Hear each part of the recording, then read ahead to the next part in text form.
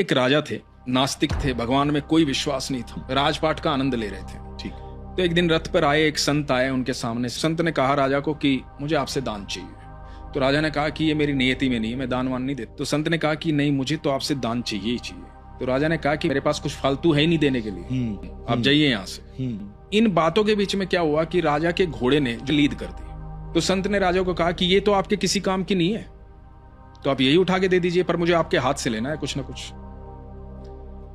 तो राजा ने कहा कि ये ऐसे तो पीछा छोड़ेगा नहीं। उठा के वो लीद अपने हाथ से दे दी कि जा, ले जा। खुश होकर के उन्होंने कहा कि जा और बढ़े।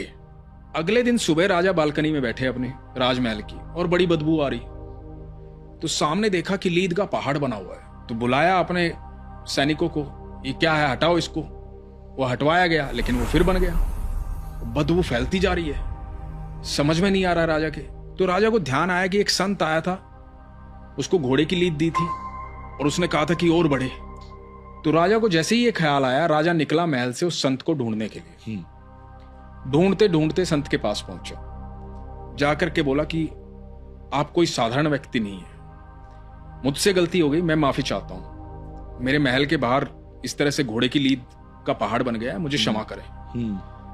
तो संत ने कहा कि भाई वो तो आपके कर्म है, आप मुझे धन देते तो धन बढ़ता, आपने जो दिया, मेरा तो कर्तव्य बनता है कि मैं आपको आशीर्वाद दूं। तो मैंने आपको इस तरह का आशीर्वाद दिया, तो अब आपका ये बढ़ रहा है, तो ये तो आपके कर्म है, आपको भोगने पड़ेंगे।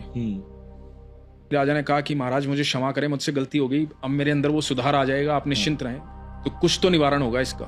तो संत ने कहा कि हाँ, निवारण है, लेकिन मुझसे कोई प्रश्न नहीं पूछेगा जब तक निवारण ना हो जाए। ओके। तो राजा ने कहा कि ठीक है। तो संत ने कहा कि जा अपनी प्रजा में कुछ ऐसा फैला दे कि लोग तेरी बुराई करने लग जाए। अब राजा वापिस आया।